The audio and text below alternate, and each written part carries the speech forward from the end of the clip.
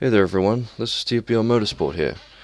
About a month ago, someone commented on one of my videos asking me if I could do a playthrough of the game F1 Challenge 9902. I believe that user's name was FastRacer023, so thank you very much to him if you're indeed watching this, because you've inspired me to do kind of what you're suggesting, but something a little different. What you're seeing right now is a mod, and it is quite possibly the best mod for any F1 game in existence. This is F1 Challenge VB, and what it basically is it adds every single car, every single season, every single driver, every single track, and more to one single game. Now, I know there is already a series on YouTube by the channel Anarchy Games, who tries to go through all the series, or seasons I should say, that he can. But as of this video, he's only gotten part way through the 1970 season. And that's what inspired me to, along with, of course, FastRacer023's suggestion, that I'm doing this here today. What I'm going to be doing is basically just doing what Anarchy Games is doing. Just go through all the seasons that I can in a style that is a bit, maybe better quality than my current playthrough episodes, because there is a good reason I don't commentate on those, and you may be able to see that through the series. I have no idea, but you're looking at my desktop right now. This is the launcher of the game. As you can see, these are actually all icons here that I can click on. It's basically it's what it says. Basically, whichever year you want to load into, you would load in. It would give you the car selection, and you could do a championship for that year. It's all rules as well, so you can drive all the series with all the accurate rules and such. All the liveries as well. All the liveries are here and in great detail as well, I should add. For which season should I pick? I never actually went over this, but let's go with 2006. Now, see this. This is actually another very good feature of this this mod, because in certain seasons where there were driver changes partway through the season, it will give you the option of what driver you want to. I just completely lost my train of thought there. You know what I mean. But here you can see here, Montoya, Pedro de la Rosa. We'll go for Montoya. Red Bull, Clean, because that's who I know him from. That's where I know him from. BMW, Sauber, Jack Villeneuve or Robert Kubica. We'll go for Kubica. Super Aguri, Yuji Ide. Of course, he lost his super license partway through the season, so we'll give you the option for that. And also, this is a very good thing. This is a race-by-race livery selector. Now, not all seasons have this. It's only for the seasons where the liveries change partway through the season. Like, say for example, if I would have picked the 2018 season and I chose I selected Abu Dhabi as the race, and if I picked Fernando Alonso's car, it would make his livery the special, like I don't know what the livery's called, but the special livery ran for that race. I'm sure that anyone who knows their Formula One will know exactly what I mean. But shit, this is probably actually not a good. Wait, let's go 2005. This is what I meant. Go Monaco. Don't really care. We'll just load in. It does take a little while to load, I should point that out, but something you won't have to worry about once we get the series going, because of course they'll all be edited out. But I'll just let this load real quick, and we'll see you once we get into the game. Alright, so we've loaded into the game here, and this is one of the reasons that I went for 2005, was because the Monaco Grand Prix of that year, the Red Bull team ran special Star Wars liveries to coincide with the release of Episode 3, Revenge of the Sith. Which is what we're going to be driving for this quick little demonstration here, which we'll go into the other seasons in a bit, but for now I just want to show off the Just show off everything this mod has to offer. Of course, all the liveries in this game are uncensored in their full glory. We've got Michael Schumacher ribbons. We'll go for Michael. There it is. Glorious Marlboro liveries. No censorship whatsoever, which is what I like. Of course, we've got Mild 7, we've got Lucky Strike BAR Honda, and we've got West McLaren. Alcohol and cigarettes. Two of the greatest things to ever grace Motorsport. So we'll just quickly change back to Cool Heart here, and we'll go into a race. Now this is one of the things that I like most about this mod. Not only do we have all of the tracks for whichever season you selected in their sequential order. Wait, was Brazil before Suzuka and Shanghai? That seems really weird to me, but we've also got a bunch of other tracks, not necessarily from F1. We've got all the layouts of Buenos Aires? Buenos Aires? I'm going to say Buenos Aires. It seems right.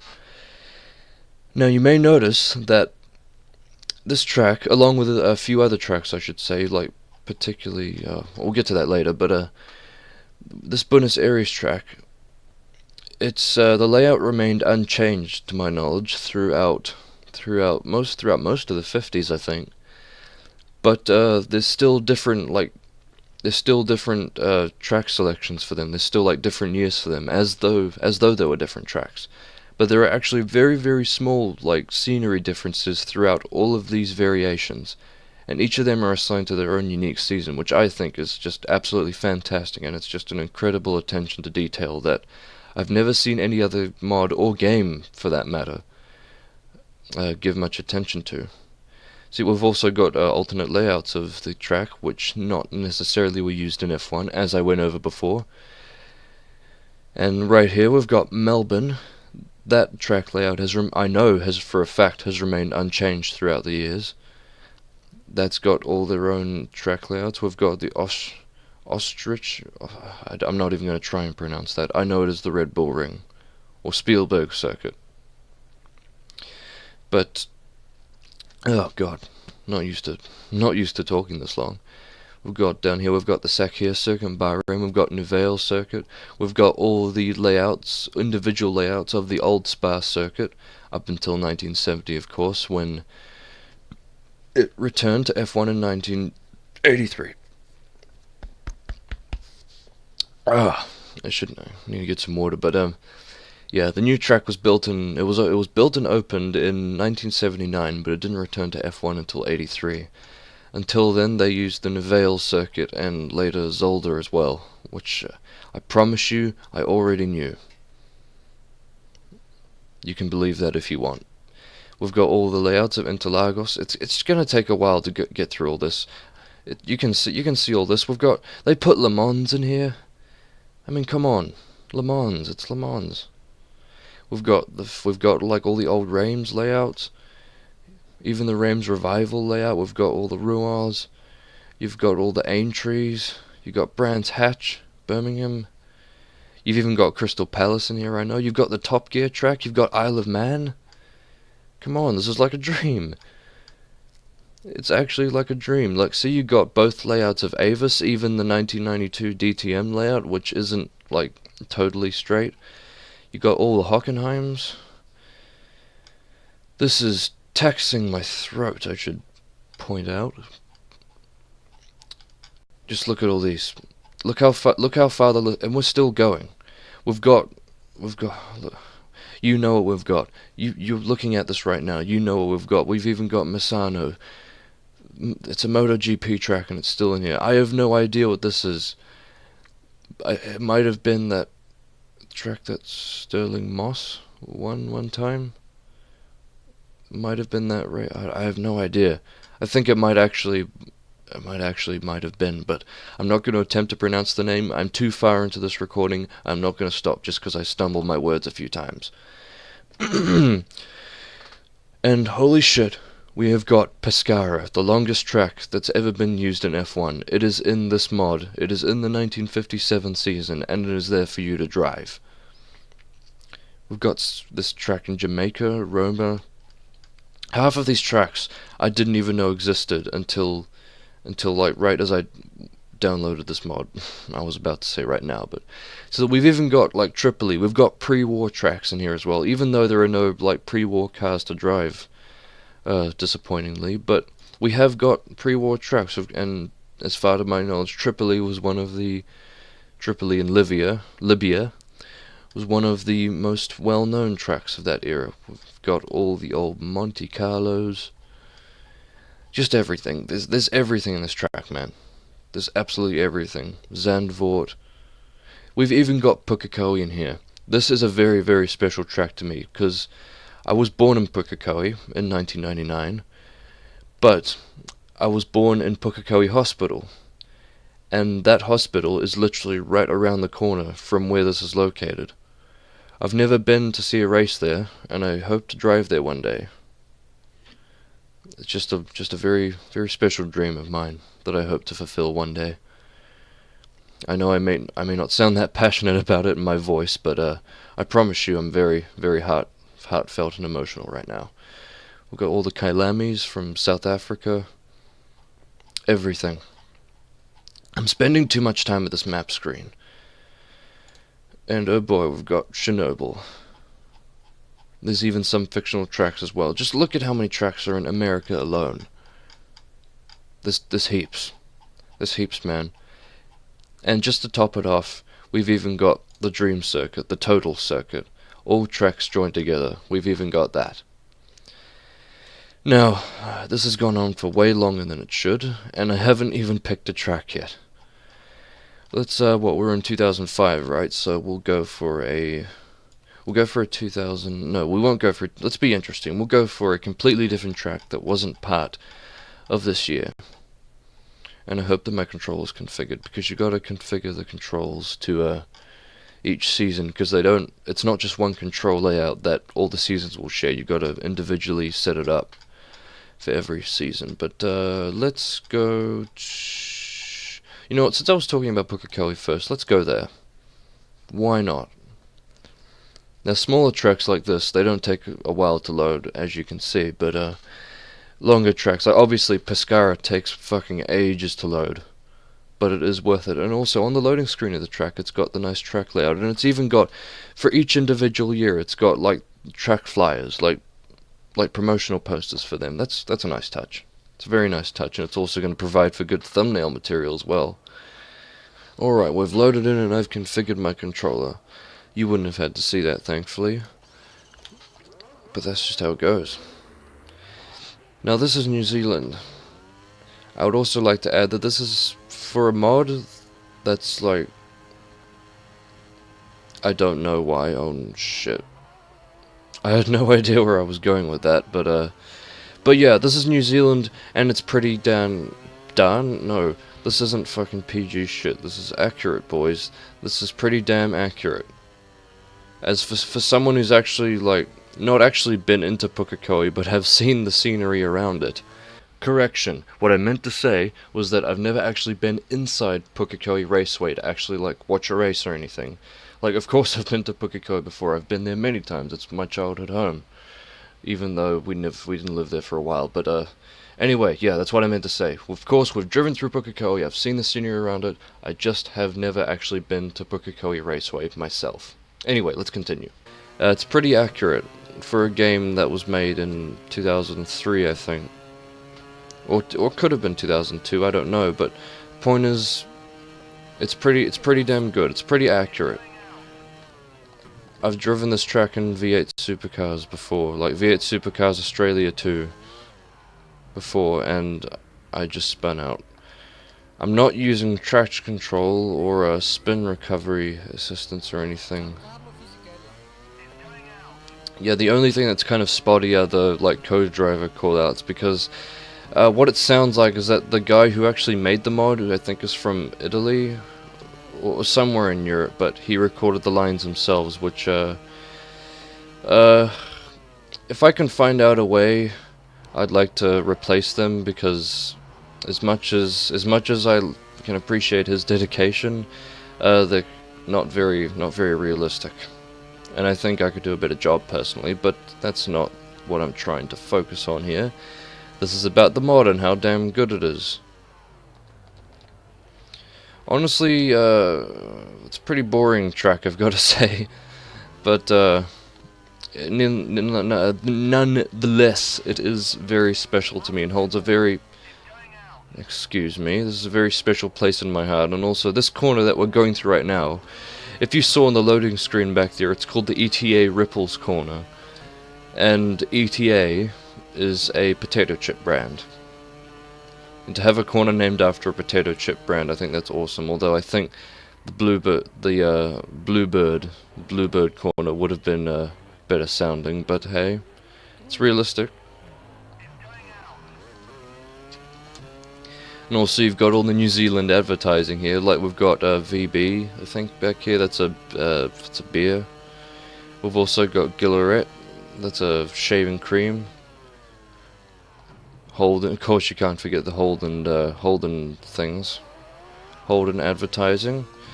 And of course, it's a staple of New Zealand advertising. We've got shit. Hang on. I was going to say we've got placemakers, which my uncle actually works at. It's pretty interesting to know. But yeah, that's Pukekohe for you. Let's I'm gonna pick another season. I'm gonna pick an old season, and we'll see how that plays out. Okay, I have chosen the 1976 season for one special reason. And that is a reason I would like to show you right now. You can drive the Tyrrell P34 six-wheeler. You can also get this as a mod in R Factor 2, I know, but the cockpit model is kind of out of it. This isn't, though. We'll go to Nurburgring, since that was the track it's one of the tracks I know that it raced at. Alright, we're out on track right now, just for a bit more of an abrupt start. I don't know of any other game where you can actually drive the old Nurburgring, like the original Nurburgring GP circuit with the loop at the bottom, but this mod you can. And also, why are there Gran Turismo 4 advertisements? Those should not be there. Whoever made this mod, please change them. That's not realistic at all, although it's very nice. It's very nice and serves as a bit of foreshadowing for what you can expect in the future. When it comes to this channel anyway, not accurate. As far as handling goes, it's really, really grippy. If a bit understeery in places. But I would like to take a moment while I just have a casual drive around the Green Hill here to talk about what I plan to do with this series and what you can expect of it, I guess. So I've currently finished the first race of 1950. It's just sitting on my hard drive right now, just waiting to be uploaded. And it is worth noting that I am going to commentate over these. Whether it will be good, whether it will be good wholesome commentary, I can't guarantee you, but someone did comment on one of my cheat videos a while ago saying that I should commentate more regularly.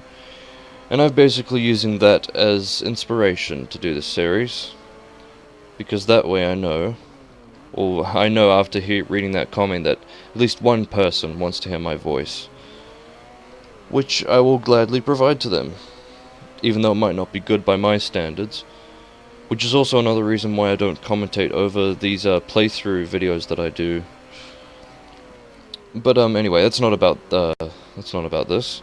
What is about this though is that oh, hello, who's this? I'm getting off topic here.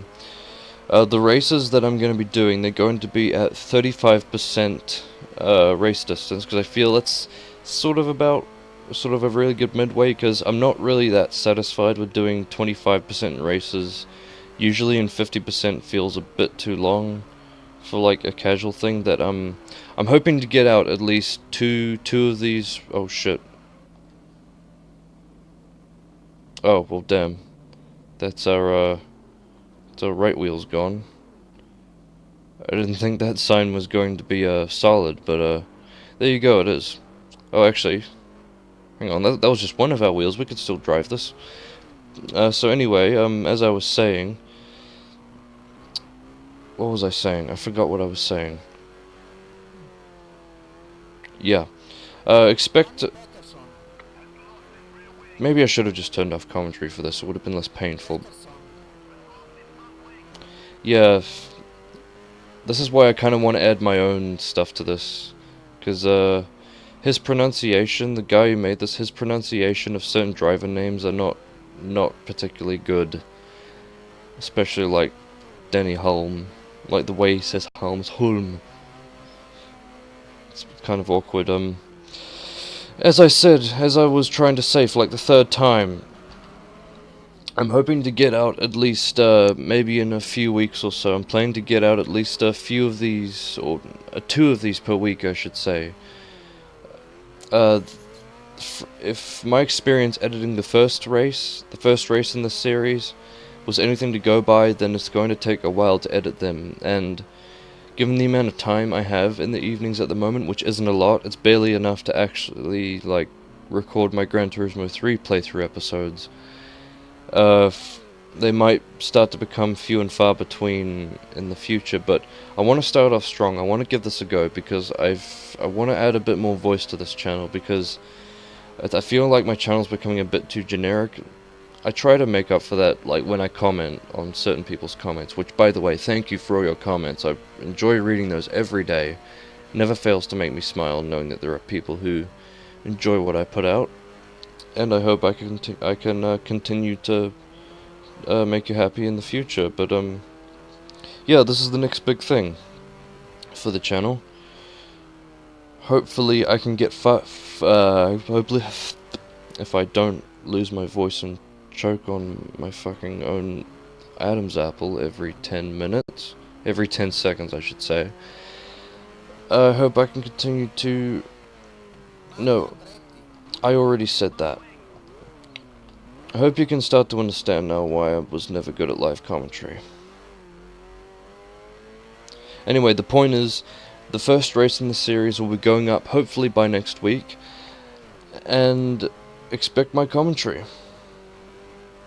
That's literally all this video has been, to show you, and also to demonstrate this absolutely fantastic mod, which needs a bigger install base. Now, if you want to download this mod for yourself, you don't actually need the base... Well, you don't actually need the... Oh, I don't care, shut up. If you want to actually install this mod, you don't actually need the base F1 Challenge 9902 game to work. It's actually, this is like its own separate game, its own launcher. But, but that being said, I do have the original game, and I would, for obvious legal reasons, I should encourage you to, buy, oh, hang on. Shit. I should encourage you to buy that, of course. Support the developers, although, that being said, the developers of the game are EA. Never mind.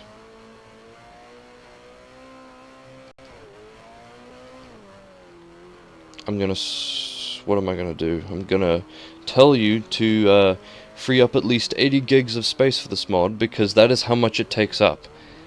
And that's like, that's like a good 1/10 of my hard drive space, but it's worth it. In my opinion, just because there's just so much content in this mod.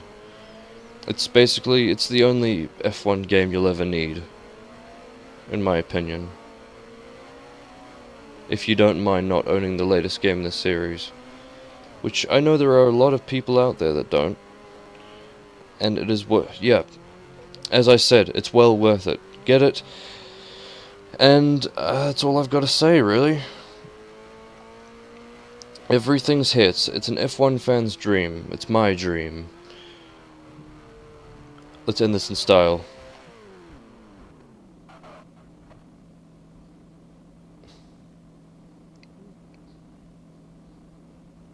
Well, dead men don't talk, so, what the fuck am I doing? I'm just gonna stop this and just cut this off before I say anything more stupid. Anyway, thanks for watching this video, and Expect the first race of the series to come like maybe within the next week or two or so, and excuse me, and expect the upload rate for this series to be around maybe 1 to 2 videos per week. I don't want it to take forever to finish this. I've already had experience with that and it wasn't pleasant. Anyway, for the third time, thanks for watching this, and I will see you later in 1950. But just quickly before I do end this video off, if you look down in the description of this video, you will see a link to the website where you can download this mod from, along with a YouTube link to an installation video. That should hopefully be of some use to you if you want to download this mod. Again, it is very taxing on hard drive space, but it is well worth it. Anyway, I'm actually done now. I'll see you later in 1950. Goodbye.